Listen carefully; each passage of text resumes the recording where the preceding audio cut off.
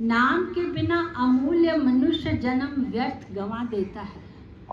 मनुष्य नाम नहीं जपता है तो अपना अमूल्य मनुष्य जन्म गंवा देता है।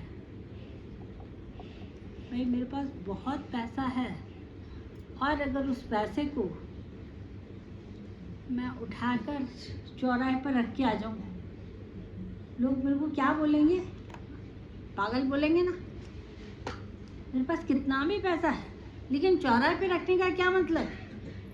पागल बोलेंगे। मैं अपने उस पैसे को वेस्ट कर रही हूँ। उसी तरह से आप भी ये काम कर रहे हो। आप और हम ये काम कर रहे हैं।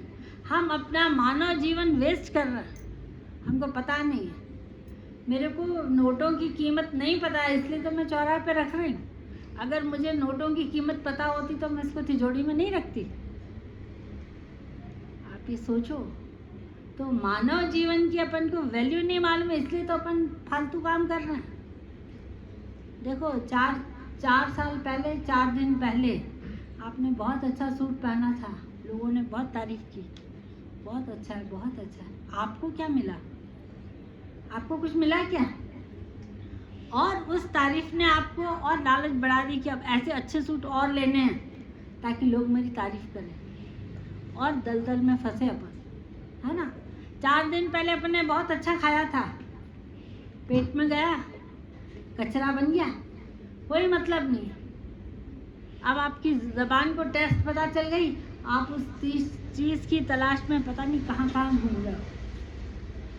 तो मेरे कहने का मतलब ये है कि अपन मनुष्य जीवन को पहचाने, जो परिस्थितियां हैं उनके साथ एडजस्ट करके चलें और उनमें ही अपन अपने आप को संतुष्ट रखें। मनुष्य नाम के बिना अमूल्य मनुष्य जन्म व्यर्थ गंवा देता है। गुरु के बिना ज्ञान नहीं प्राप्त होता है और ना ही सुख मन में आकर बसता है। हे नानक, मनमुख नाम से वंचित रहकर अपना मनुष्य जीवन व्यर्थ गंवा देते हैं।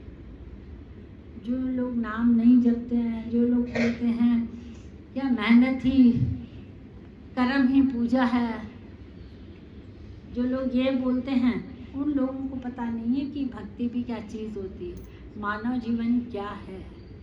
मानव जीवन अनमोल है, अनमोल। उसको अभी अपन नहीं पहचान रहे। पता है कुछ लोग ऐसे आते हैं कि दीदी मेरी उम्र 30 साल के करीब होगी लेकिन मैंने बहुत जी लिया है, अब मेरे को दुनिया में जीने का कोई मतलब नहीं है, मैं मरना चाहता हूँ। मैं बोलती लोगों को मरने से डर लगता है, लोगों को मरने से डर लगता है। किसी की डेड बॉडी देखते हैं तो रात को नींद नहीं आती है ऐसे लोग। किसी की डेड बॉडी देख ली ना तो रात को नींद नहीं आएगी। और कुछ लोग ऐसे हैं जो बोलते हैं कि हम ये मानव जीवन अपना व्यर्थ गंवाना चाहते हैं, हम मरना चाहते हैं। देखो समझ का फेरा है। तो इसलिए आप अपने आप को संभालो। मैं तो सच में बता रही हूँ, मेरा वश नहीं पुज रहा है, नहीं तो मैं तो एक एक संगत के चरणों पर अपना सिर रख के उनकी महानता उनको बताऊं कि जो अमृत वेले आ रहे हैं उनकी क्या कीमत है, क्या कीमत है, उन लोगों की कीमत है। तो आप सोचिए, उन जो लोग अमृत वेले आ रहे हैं उनकी ये कीमत है, तो वो जो काम कर रहे हैं उसकी क्या कीमत होगी? बताओ कैसी कीमत है। अभी एक व्यक्ति आया कहने लगा कि भाई मेरी कमाई में बरकत ही नहीं हो रही है, मैं जितना कमा रहा हूँ उतना खर्च कर रहा हूँ, कुछ बचा ही नहीं पा रहा हूँ। भाई मेरे को बहुत बचत चाहिए, मेरे को ऐसा लगना चाहिए कि मैं धनवान लोगों में से एक बनूं, ऐसा बनूं। तो महापुरुष ने उनको बोला कि अगर ऐसा बनना चाहता तो एक काम कर, जो लोग अमृत वेले उठते हैं ईमानदारी से उठते हैं, कभी कभी वाले नहीं, जो लोग ईमानदारी से अमृत वेले उठते हैं और गुरु साहब का दर्शन करते हैं और गुरु साहब के पास बैठ के अपनी भक्ति करते हैं, उन 5 लोगों को पकड़ के ले आ तू अपने दुकान पर, अपने घर में 5 लोगों को पकड़ के ले आ। वो जैसे तेरे घर में आएंगे और तेरे घर पाठ करेंगे, फिर उनको अपनी जाल में भी फंसा देना। उन 5 लोगों को अपने जाल में कैसे फंसा देना, उनको मन पसंद उनका भोजन खिला देना। पाठ करोगे तो भूख तो लगेगी भाई, कितना भी कंट्रोल करोगे, पाठ के बाद अपन को लगता है कुछ खाएं, तो फिर उनको कुछ खिला देना। उन्होंने अगर पेट भर के खा लिया ना, तो फिर तू जिंदगी क्या, पता नहीं कितने कुल तेरे गरीबी देखेंगे नहीं। और वो लोग हमारे पास आ गए, और मेरे को भी पता था कि ये लोग हमको जाल में तो फंसाएंगे, खिलाएंगे तो सही। तो हमने भी चालाकी करी, हमने महापुरुष से पूछा हम क्या करें, हम अपनी भक्ति कैसे बचाएं। तो उन्होंने बोला हाँ आप भी सयाने बनो, आप भी अपनी भक्ति बचाओ।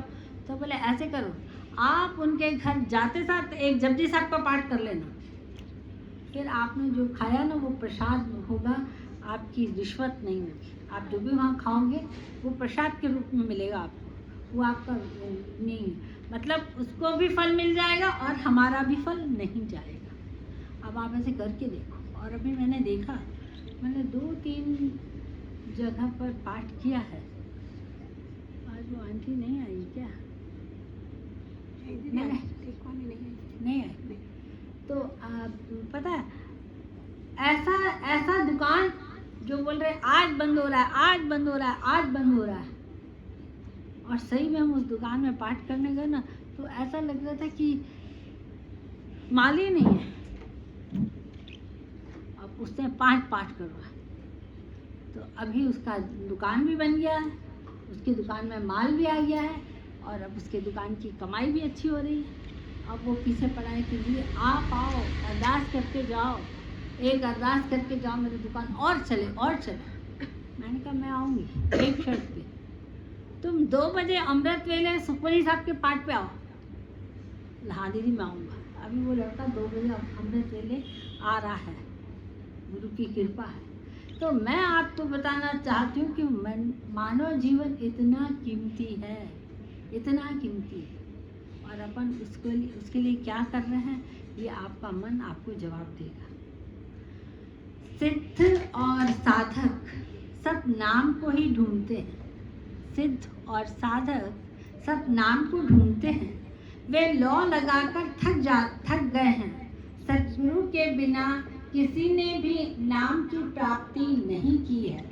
सद्गुरु के बिना किसी ने भी नाम प्राप्त नहीं किया है। सद्गुरु मतलब जैसे कि आप यहाँ बैठे हो, आपको लग रहा है, तो आपके सद्गुरु गुरु नानक साहब, गुरु ग्रंथ साहब, उनके पास बैठकर अगर आप भक्ति कर रहे हो तो आपकी भक्ति परवान है।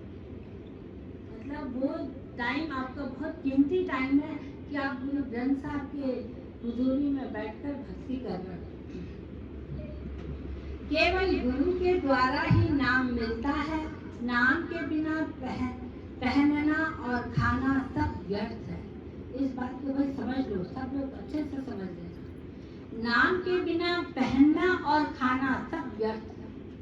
अगर आप ये चाहते हो, आपने देखा होगा पुराने जमाने में लोग जमीन पर बैठ के खाना खाते थे, जमीन पर आसन बिछा के, पलथी मार के, और उनका एक स्पेशल पीढ़ा होता था, एक संदली होती थी या ऐसा टेबल होता था, उस पर खाना रख के अच्छे से, और फिर जब पानी का गिलास आता था तो वो पानी उसमें से पानी लेके उस खाने को ऐसे चारों तरफ से ये करके और उसको भोग लगा के और उसके बाद खाना खाते थे कि भगवान ये खाना तेरा प्रसाद है, और इस प्रसाद में कोई भी ऐसी चीज़ मेरे शरीर में ना जाए जो मेरे को नुकसान करे।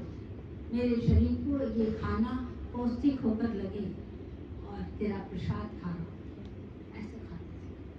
और पहनने के लिए अगर आपने जैसे अपन को नया सूट मिल गया तो अपन ट्राई करते हैं ना भाई कैसा फिटिंग में रहता है।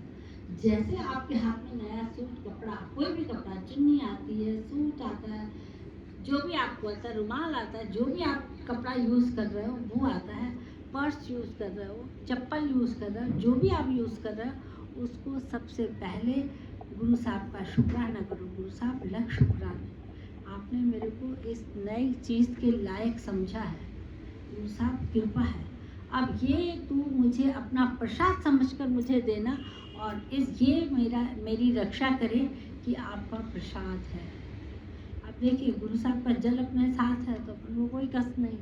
अब वो अपना जो सूट आप पहनोगे ना, वो सूट पहन के अगर आपको कोई बीमारी लगने वाली होती तो वो भी नहीं लगेगी, आपका कोई एक्सीडेंट होने वाला वो भी नहीं लगेगा, क्योंकि वो तो प्रसाद बन गया। उसी तरह से अभी मैंने देखा कि किसी ने ना नई फ्रिज खरीदी, तो उसने बोला दीदी फ्रिज तो मेरे को गुरु बाबा ने दिलवाई है, मेरे को तो उम्मीद नहीं थी कि मुझे फ्रिज मिलेगी और इतनी अच्छी फ्रिज मिलेगी, अब मैं क्या करूँ।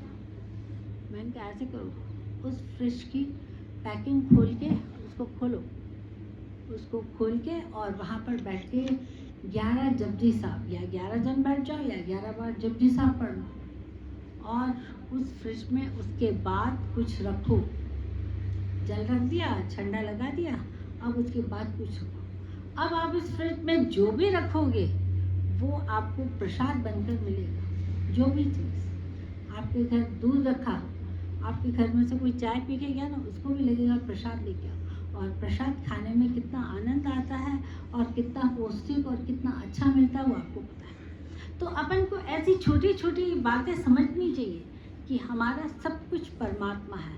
परमात्मा हमको खाने के लिए भी दे रहा है, पहनने के लिए भी दे रहा है, तो उसको हम व्यर्थ ना करें, उसका शुक्राना करें।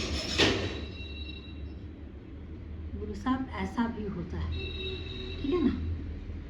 नाम के बिना सिद्धियां और करामतें धिक्कार योग्य हैं।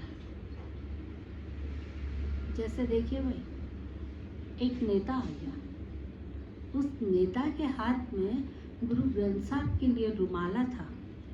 वो रुमाला ऐसा था कि उस रुमाले में जो एम्ब्रॉयडरी की हुई थी, एम्ब्रॉयडरी का जो धागा था वो सोने का था।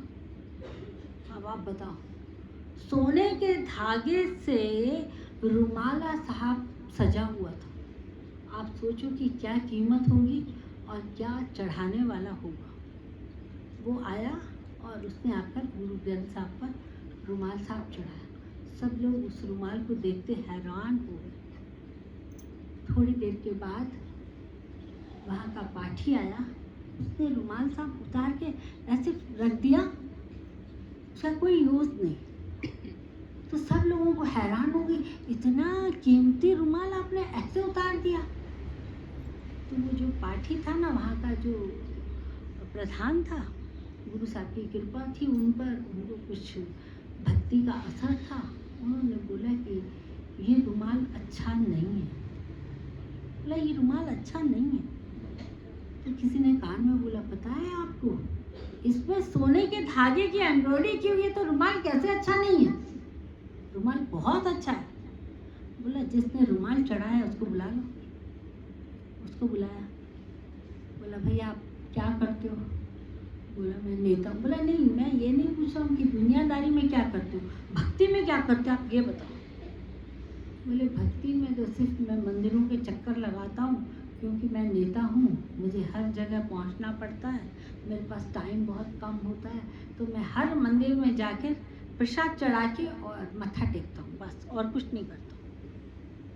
तो उसने बोला नहीं, देखिए आप 0 + 0 + 0 = क्यों भाई, 3 0 है मेरे पास, आप 0 बता रहे।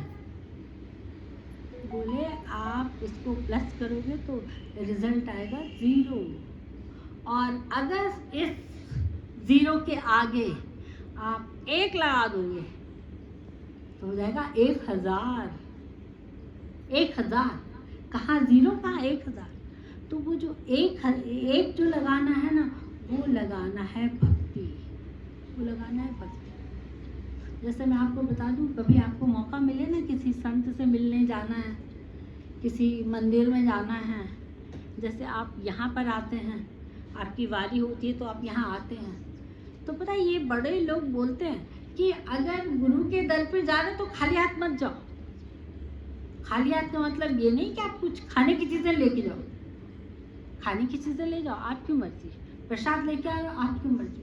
लेकिन अगर आप बहुत जल्दी में आ रहे हो, आपके पास कुछ भी नहीं है, तो पता है, आप जैसे घर से निकलते हो ना, 11 बार मूल मंत्र का पाठ कर दो और आके गुरु साहब को बोलो, गुरु साहब मेरा ये 11 बार जो मूल मंत्र करा वो स्वीकार करो और मुझे आशीर्वाद दो कि मैं यहाँ आया हूँ तो मेरा आना सफल हो।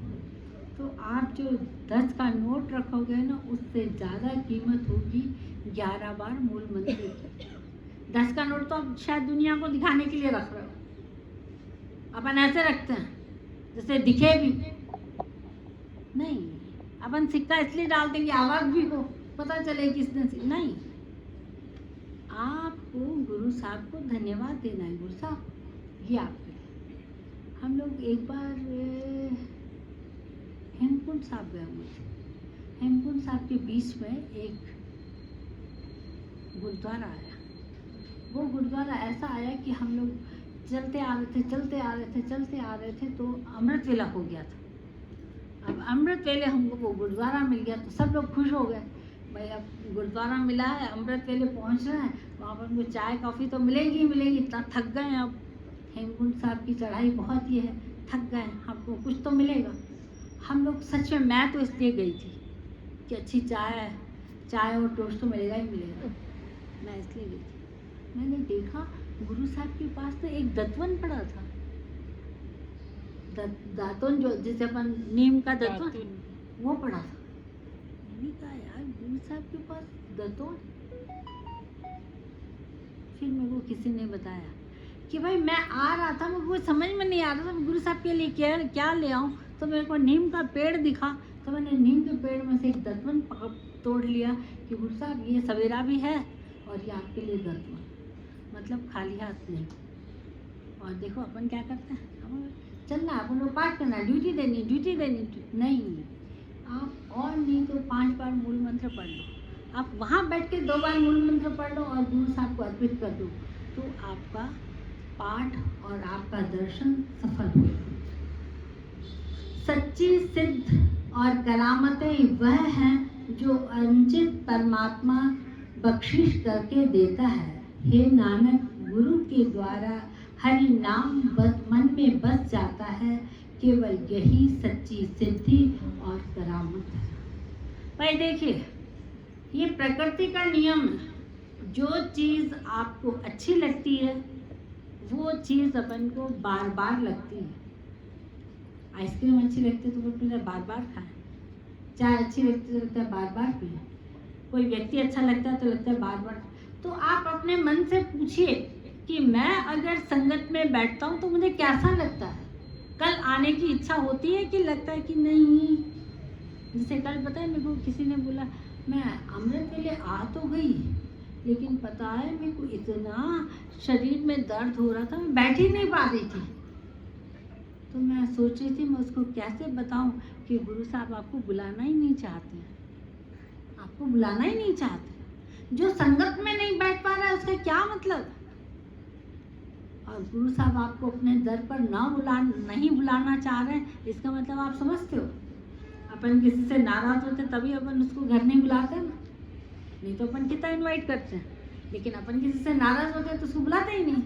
तो गुरु साहब उन लोगों को नहीं बुलाते जिनसे नाराज हो। तो आप ये कोशिश मत करो कि गुरु साहब अगर हमसे नाराज है तो भी हम आपके घर आएंगे। अब मैंने किसी को बोला तुम मेरे घर नहीं आना, बोला क्यों नहीं आऊँगी, मैं तो आऊँगी, आप बात नहीं करना, आप कुछ खिलाना मत, मैं तो आऊँगी। देखो उसका क्या है, उसके शब्दों में क्या है, अधिकार है। आप नहीं बुलाओ तो नहीं बुलाओ, मैं तो आऊँगी, मतलब उसको ज़रूरत से ज़्यादा मज़ा आ रहा है। तो कहने का मतलब ये है कि छोटी छोटी बातों से अपन सीखें और अपन इस बात को समझें कि अगर आज हम, जैसे देखिए भाई, आज आपने सुखमनी साहब का पाठ किया, उसका आपको फल मिलेगा कि नहीं मिलेगा, ये कैसे पता चले। आज आपने जो सुखमनी साहब का पाठ किया है उसका फल आपको मिलेगा कि नहीं मिलेगा, ये कैसे पता चले। ये पता चलेगा कि दूसरे दिन आप सुखमनी साहब के पाठ साहब पर टाइम पर पहुंच गए। अगर टाइम पर पहुंच गए तो आप देख लेना जो मैंने कल पाठ किया था वो मेरा लेखे लग गया, समझ गए।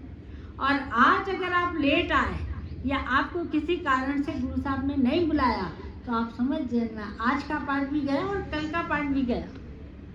कल के पाठ में मेरे से कुछ गलती हुई है, गुरु साहब ने मेरे को उसकी सज़ा दी है, इसलिए आज 2 पाठ करने हैं। अपने आप को ऐसे बनाना है तो अपन आगे बढ़ सकते हैं। कुछ पूछना है इस बारे में, कुछ बात करनी है इस बारे में, कोई डाउट है इस बारे में? मेरी बात समझ में आ गई ना भाई? देखो अपन किसको अपने घर बुलाते हैं? जिससे अपनी पटती है, या वो आके हमारे घर बैठे तो हमको अच्छा लगेगा, बातें करेंगे। और जिससे अपन बातें नहीं करते उसको अपन घर बुलाएंगे क्या? उसको नहीं बुलाएंगे। क्यों बुलाएंगे? मैं तो उसको देखना भी पसंद नहीं करती, तो मेरे घर आके क्या करेगा? तो आप ये समझो, अगर आपको संगत में बैठने में कोई भी दिक्कत है तो आपकी गलती है। उसके लिए आप गुरु साहब से माफ़ी मांग लीजिए, 2 बार पाठ कर लीजिए, संगत की सुविधाओं का ध्यान रखिए, कुछ भी करिए, लेकिन गुरु के दर पर आने की आपकी अंदर की इच्छा होनी चाहिए। पता है कुछ लोग बोलते हैं दीदी अमृत वेला आना तो चाहते हैं लेकिन साथ नहीं मिलता है। नहीं क्या तुम जब नींद करते हो तो तुमको किसी का साथ चाहिए क्या? तुम खाना खाते हो तो तुमको साथ चाहिए क्या? अपने मतलब के जो काम करते हो उसमें आपको साथ नहीं चाहिए, बाकी गुरुद्वारे जाने के लिए तुमको साथ चाहिए।